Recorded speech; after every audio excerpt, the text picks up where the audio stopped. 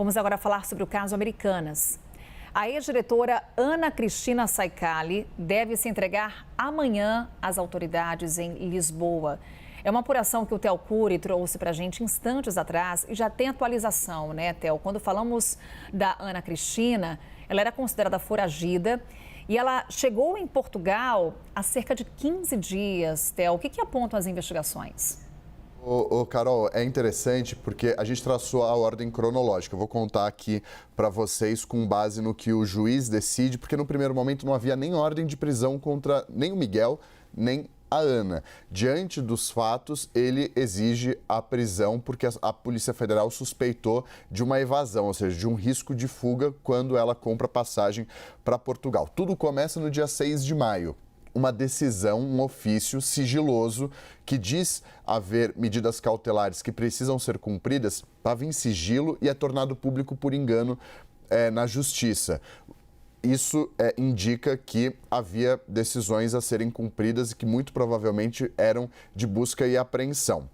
No dia 14 de junho, a Ana compra passagem para ir para Lisboa. A defesa diz que ela perde o voo e justamente por isso, no dia 15 de junho, compra uma nova passagem para Lisboa no balcão do Aeroporto Internacional de Guarulhos. Viaja para Lisboa com o filho no dia 16 de junho e, pela ordem cronológica, no dia 18 de junho, o juiz Márcio Muniz, do Rio de Janeiro, ordena a busca e a apreensão.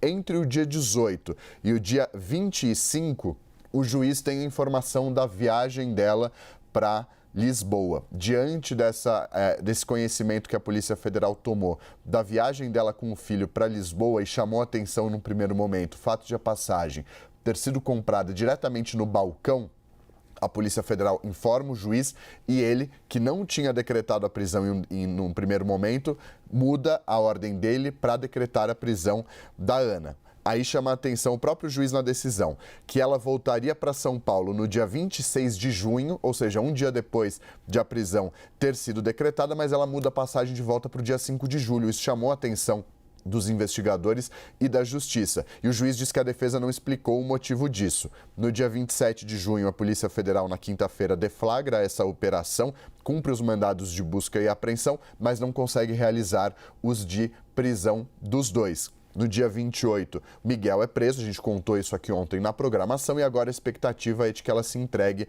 à polícia amanhã, domingo. Vamos para a decisão, então, do juiz, a mais recente.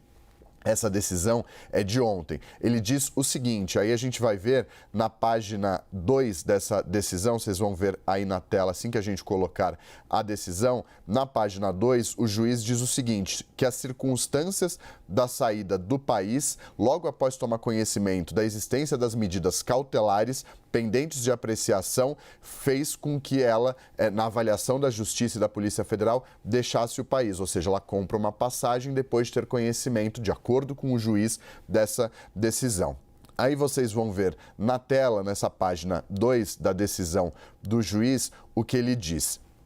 O seguinte, que, embora tenha sido explicado o motivo para a compra diretamente no balcão e posteriormente marcada, essa justificativa não foi informada pela Polícia Federal. Ele diz o seguinte naquele parágrafo de baixo: de toda forma, a solução consensual proposta pela Polícia Federal e corroborada pelo Ministério Público atende ao mesmo tempo aos anseios da investigada e à boa administração da Justiça.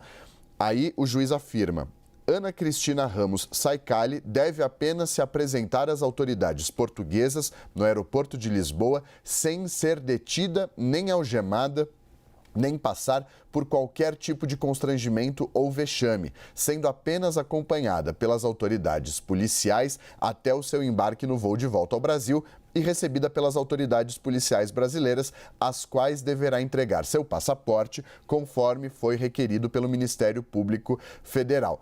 E aí o juiz explica o motivo. Ele fala o seguinte, que decretou a prisão preventiva, constou a ressalva de que a presunção da fuga poderia ser desconstituída com a apresentação espontânea da Ana Saicali às autoridades competentes, demonstrando sua real intenção de retornar ao Brasil.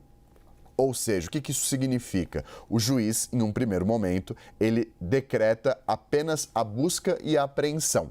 Isso aconteceu no dia 18 de junho. Diante da informação de que ela não estava no Brasil, mas para além disso, que ela comprou uma passagem diretamente no balcão da companhia aérea no Aeroporto Internacional de Guarulhos para viajar no mesmo dia, isso chamou a atenção da Polícia Federal, aí o juiz muda a decisão dele para uma ordem de prisão, que não havia essa ordem de prisão, mas diz o seguinte: esse juízo não pretendia, num primeiro momento, decretar a prisão preventiva de nenhum dos investigados da Operação Disclosure.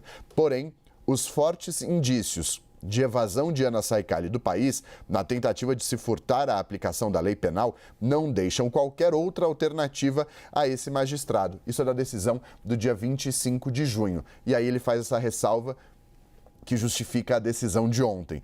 Caso a investigada se apresente espontaneamente às autoridades brasileiras, desconstituindo a presunção de fuga que embasou essa decisão, a necessidade de manutenção da prisão cautelar pode ser revista na audiência de custódia que será designada logo após a prisão.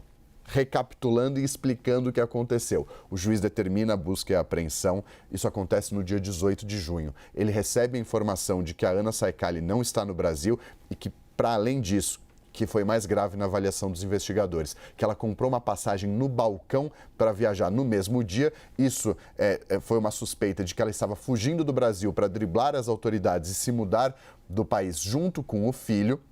E aí o juiz muda a ordem dele para uma ordem de prisão, deixando muito claro o seguinte: olha, se ela se apresentar de maneira voluntária, eu revogo essa prisão e ela apenas tem o passaporte retido. Foi o que aconteceu. A defesa procurou, o juiz procurou as autoridades, disse que ela voltaria ao Brasil, que ela tinha passagem comprada para o Brasil, anexou isso no processo e comprovou que ela voltaria.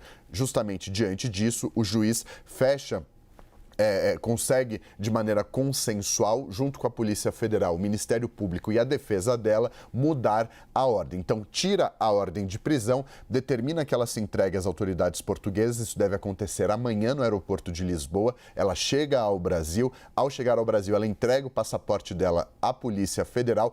Não vai passar por audiência de custódia, não vai ser algemada e não vai para a prisão, mas terá o passaporte retido e está proibida de deixar o país enquanto as investigações continuarem. Esse é o resumo da ópera e explica a situação da Ana Saicali.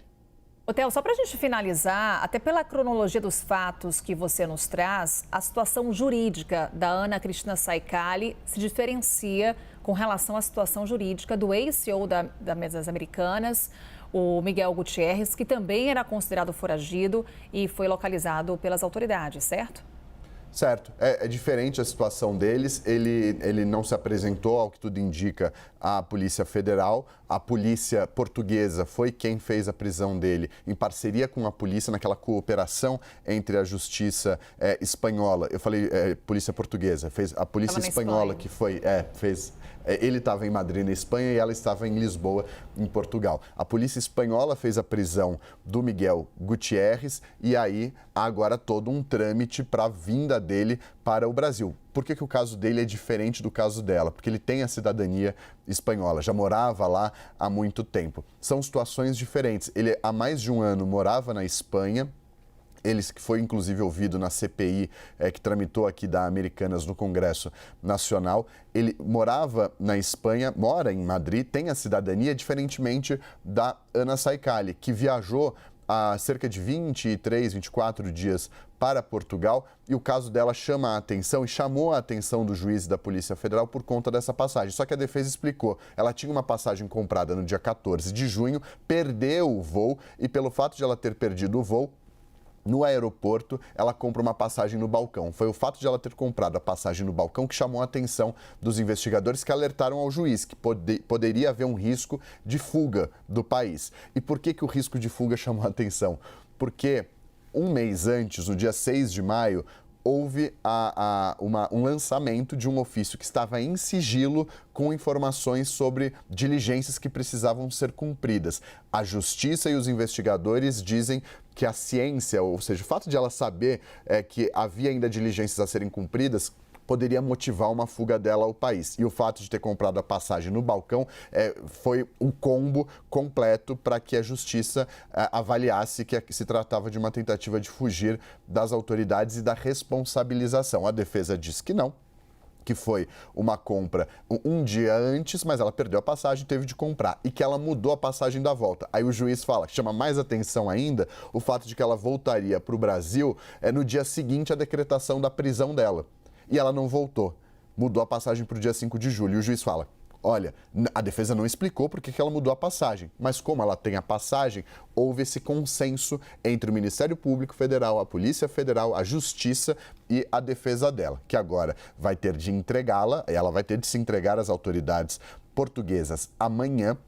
Domingo, dia 30 de junho, ela chega ao Brasil, entrega o passaporte para a Polícia Federal e aí é o que chama a atenção. Não vai ser algemada, não vai ser conduzida pelas autoridades, não vai passar por audiência de custódia, porque casa com a primeira decisão do juiz de que não precisaria de uma prisão preventiva. Como tudo ficou, entre aspas, explicado, esse vai e vem das passagens, essas informações todas, o juiz decidiu pelo seguinte, então ela se entrega às autoridades portuguesas amanhã no aeroporto de Lisboa, viaja para o Brasil no voo comercial que ela comprou, chegando aqui em São Paulo, ela entrega o passaporte dela, que vai ficar retido por determinação da Justiça e vai continuar sendo monitorada, obviamente, vai ter de prestar todos os esclarecimentos, dessa vez aqui no Brasil.